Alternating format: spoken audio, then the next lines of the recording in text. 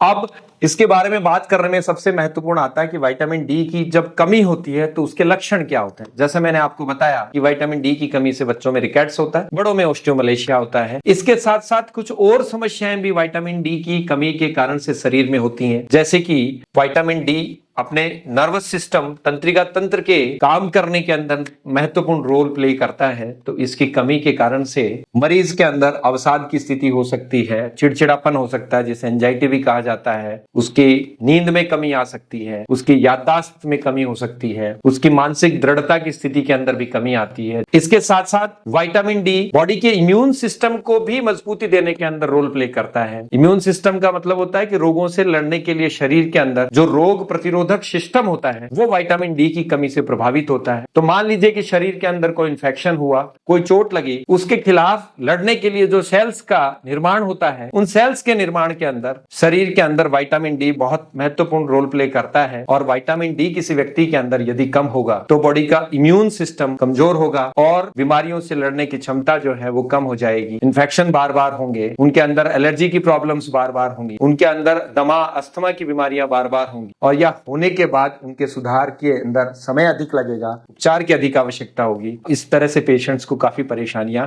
होती हैं।